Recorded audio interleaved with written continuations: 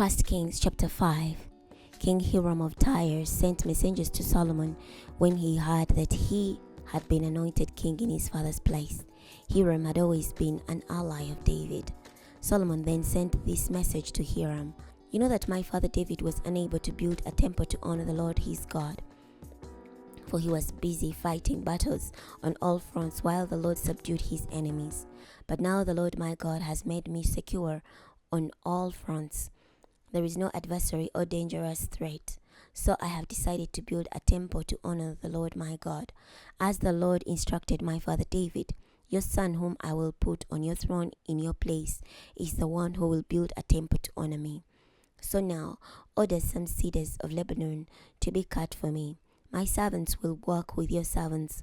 I will pay your servants whatever you say is appropriate. For you know that we have no one among us who knows how to cut down trees like the Sidonians.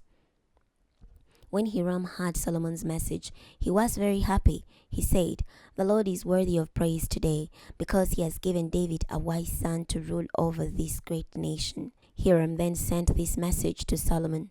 I received the message you sent to me. I will give you all the cedars and evergreens you need.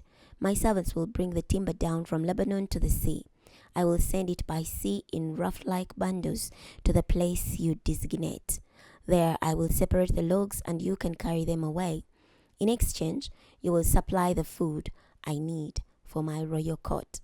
So Hiram supplied the cedars and evergreens Solomon needed. And Solomon supplied Hiram annually with 20,000 cores of wheat as provision for his royal court, as well as 20,000 baths of pure olive oil. So the Lord gave Solomon wisdom as he had promised him.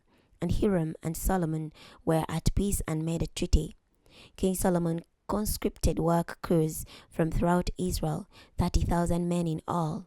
He sent them to Lebanon in shifts of 10,000 men per month. They worked in Lebanon for 1 month and then spent 2 months at home. Adoniram was supervisor of the work crews. Solomon also had 70,000 common laborers and 80,000 stone cutters in the hills, besides 3,300 officials who supervised the workers. By royal order, they supplied large valuable stones in order to build the temple's foundation with chiseled stone. Solomon's and Hiram's construction workers, along with men from Byblos, did the chiseling and prepared the wood and stones for the building of the temple. Chapter 6.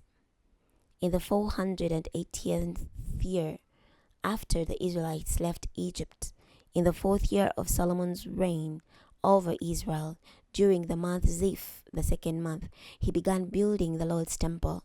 The temple King Solomon built for the Lord was 90 feet long, 30 feet wide, and 45 feet high. The porch in front of the main hall of the temple was 30 feet long, corresponding to the width of the temple. He was 15 feet wide, extending out from the front of the temple. He made framed windows for the temple. He built an extension all around the walls of the temple's main hall and holy place, and constructed side rooms in it. The bottom floor of the extension was 7.5 feet wide, the middle floor 9 feet wide, and the third floor 10.5 feet wide. He made ledges on the temple's outer walls, so the beams would not have to be inserted into the walls.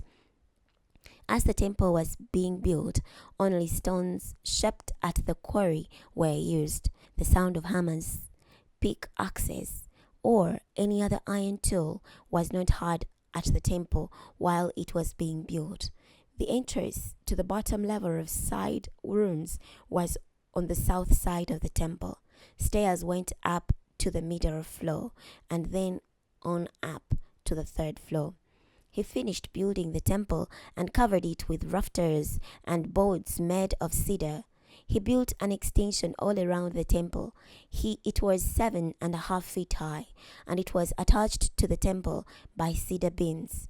The Lord said to Solomon, As for this temple you are building, if you follow my rules, observe my regulations, and obey all my commandments, I will fulfill through you the promise I made to your father David. I will live among the Israelites and will not abandon my people Israel. So Solomon finished building the temple. He constructed the walls inside the temple with cedar planks. He paneled the inside with wood from the floor of the temple to the rafters of the ceiling. He covered the temple floor with boards made from the wood of evergreens. He built a wall 3 feet in from the rear of the temple as a partition for an inner sanctuary. That would be the most holy place. He paneled the wall with cedar planks from the floor to the rafters. The main hall in front of the inner sanctuary was 60 feet long.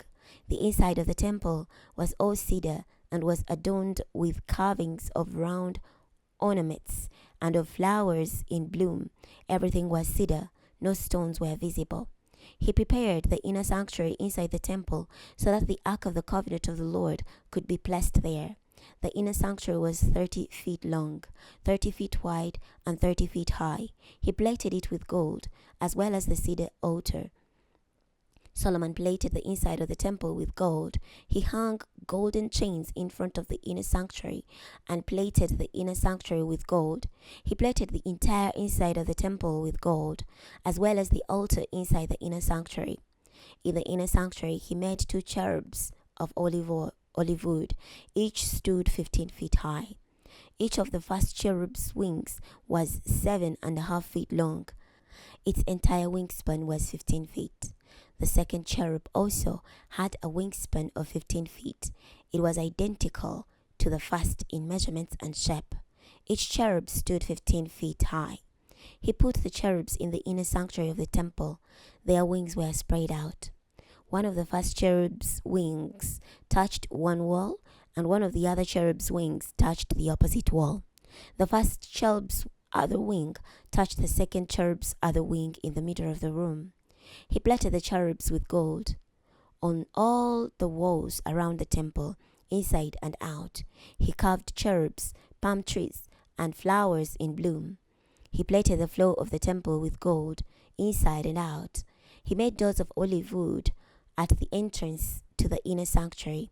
The pillar on each doorpost was 5-sided.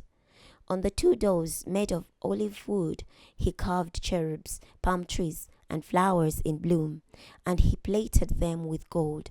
He plated the cherubs and the palm trees with hammered gold. In the same way, he made doorposts of olive wood for the entrance to the main hall, only with 4-sided pillars. He also made 2 doors out of wood from evergreens. Each door had 2 folding leaves. He carved cherubs, palm trees, and flowers in bloom, and plated them with gold, leveled out over the carvings. He built the inner courtyard with 3 rows of chiseled stones and a row of cedar beams. In the month of Ziv of the 4th year of Solomon's reign, the foundation was laid for the Lord's temple. In the 11th year, in the month Bul, the 8th month, the temple was completed in accordance with all its specifications and blueprints. It took 7 years to build. We're going to stop here today. Next time we're going to be starting from 1 Kings chapter 7. I'll see you then.